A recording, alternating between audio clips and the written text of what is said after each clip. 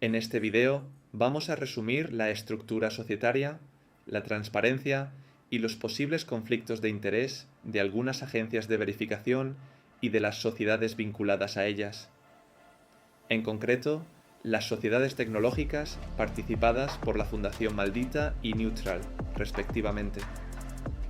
Para ello nos basamos en el artículo publicado en la web de Periodistas por la Verdad. Tienen el mismo para ampliar información si lo necesitan. El artículo parte de una idea de fondo. En los últimos años, bajo la lucha contra la desinformación, han surgido organizaciones que se presentan como árbitros neutrales del discurso público, con acceso a plataformas digitales y con una creciente legitimidad institucional. Pero cuando se examinan sus estructuras societarias y sus relaciones empresariales, aparecen zonas que merecen un análisis detallado. No se plantean acusaciones penales ni se afirman incumplimientos normativos.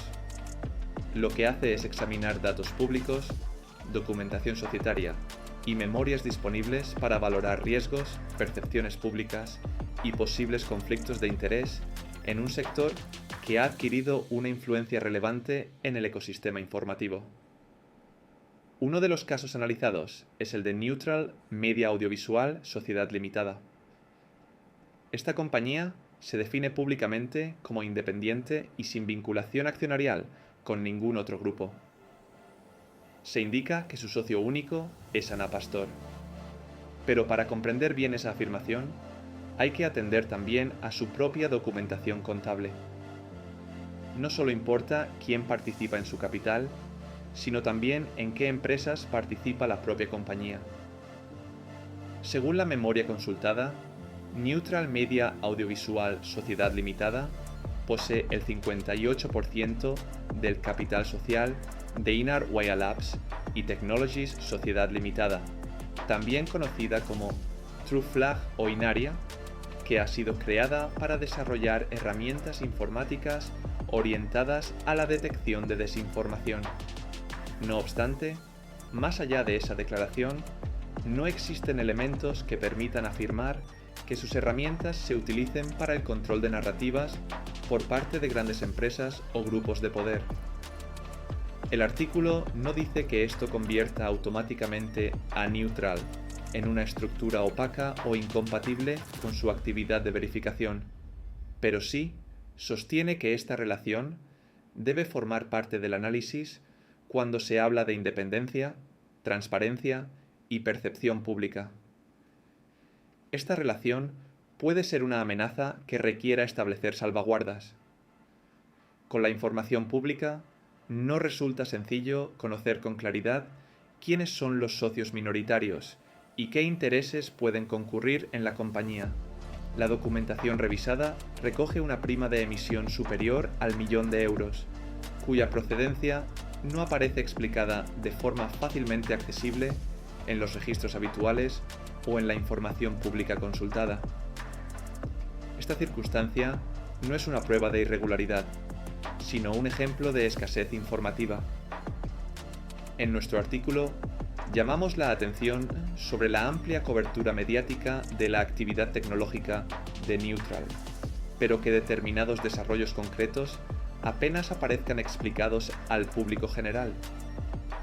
La cuestión que se plantea no es si existe una obligación legal de informar de cada proyecto, sino si, desde el punto de vista de la transparencia y de la confianza pública, sería razonable ofrecer más contexto sobre herramientas que pueden tener un papel relevante en la gestión del discurso informativo.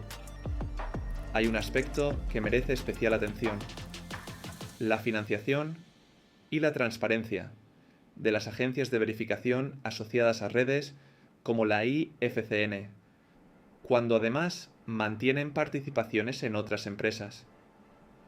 Por ejemplo, según la información disponible, Inaria ha solicitado subvenciones o ayudas públicas en el marco de convocatorias del Plan Estatal de Investigación Científica, Técnica y de Innovación 2024 a 2027.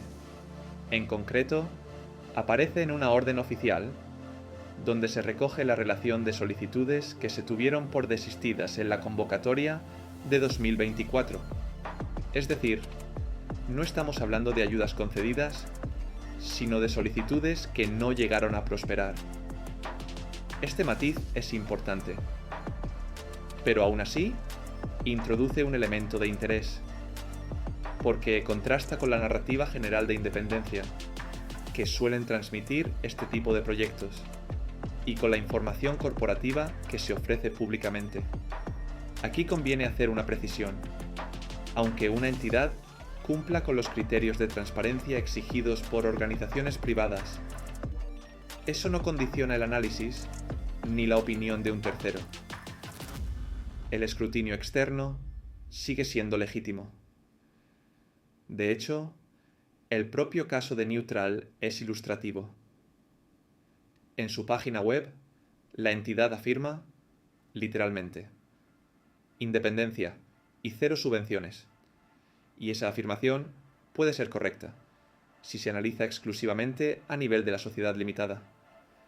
Pero si lo que se pretende es hacer un análisis completo, resulta necesario ir más allá. Es imprescindible tener en cuenta el conjunto de empresas con las que mantiene relación. En este caso concreto, todo apunta a que Inaria tampoco habría recibido subvenciones. Por tanto, no se trata de cuestionar ese punto concreto, ni de introducir matices donde no corresponden. La cuestión es otra. Este ejemplo sirve para plantear algo más amplio: la necesidad de que las agencias de verificación incluyan información clara sobre las empresas con las que mantienen vínculos societarios, porque solo con esa información es posible entender realmente el alcance de su actividad. Hay otro punto relevante que conviene señalar con claridad. Hasta donde alcanza la información que hemos podido analizar, no ha sido posible identificar quién ostenta el resto del capital social de Inaria.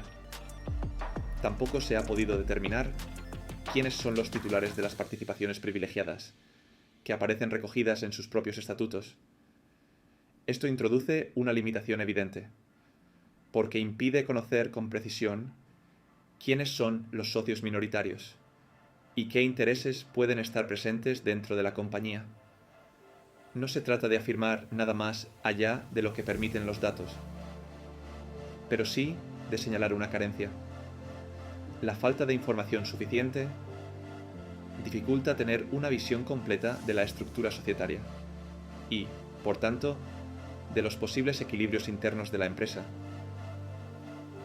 Este modelo no es exclusivo de Neutral. También examinamos el caso de Maldita.es, que opera a través de una fundación y de una sociedad mercantil llamada Botalite, participada íntegramente por la Fundación Maldita. Botalite se presenta como una sociedad centrada en el desarrollo y la comercialización de herramientas tecnológicas, como chatbots o bases de datos de contenidos.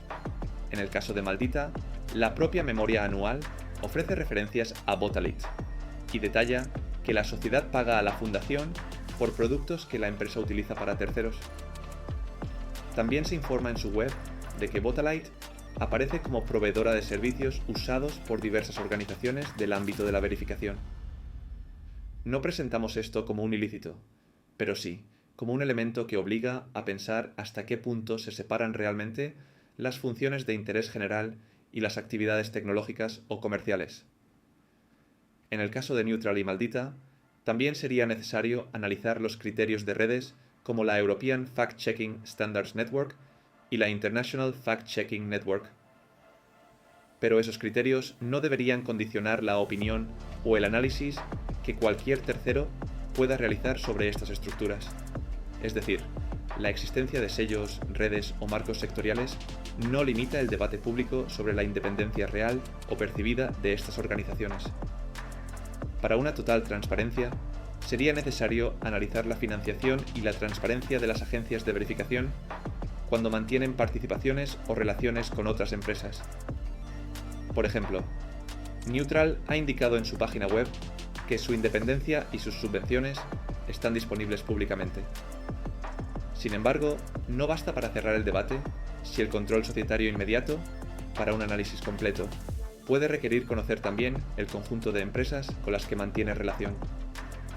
Cuando hablamos de independencia, no estamos solo ante una noción jurídica cerrada, sino también ante una cuestión de percepción pública, de prudencia institucional y de confianza. La confianza puede verse afectada no solo por los hechos probados, sino también por la ausencia de información suficiente para disipar dudas razonables. La cuestión que el artículo plantea aquí no es la ilegalidad de esa coexistencia. De hecho, reconoce expresamente que una fundación puede tener sociedades participadas y desarrollar actividades comerciales vinculadas a sus fines.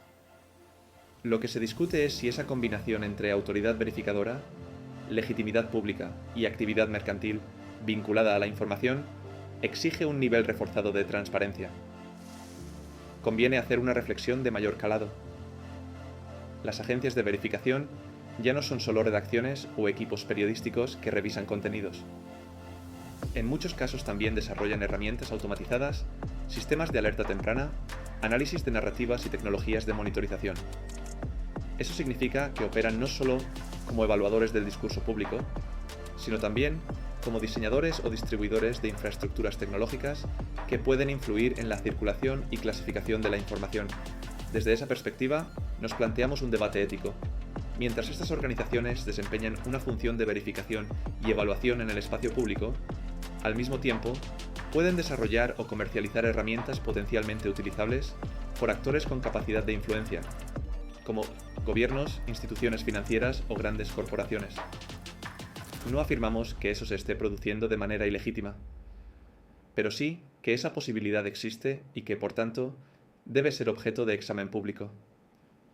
Hay otro elemento que también conviene tener en cuenta: la participación de estas entidades en proyectos europeos y en programas públicos vinculados a la innovación, la inteligencia artificial y la verificación automatizada. En algunos casos, estas iniciativas cuentan con respaldo institucional y financiación pública, dentro de marcos como los programas europeos de desarrollo tecnológico. Esto añade una capa más al análisis, porque la cuestión de la independencia no puede limitarse únicamente a la composición accionarial o a la existencia de sociedades participadas.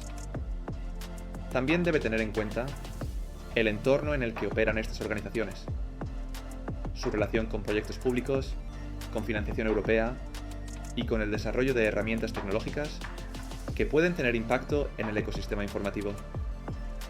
La conclusión es clara: no basta con que una organización se declare independiente.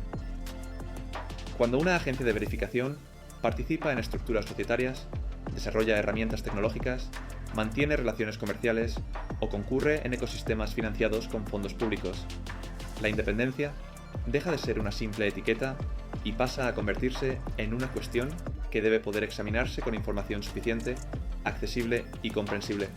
En otras palabras, las agencias que aspiran a ordenar el debate público y a presentarse como referencias de credibilidad deberían aceptar un escrutinio especialmente riguroso sobre su propia estructura, sus sociedades vinculadas, su financiación y el alcance real de sus actividades tecnológicas. Gracias por ver este video. Si quieres más información y entender bien todos los detalles, te recomiendo que le eches un vistazo al artículo completo en nuestra web.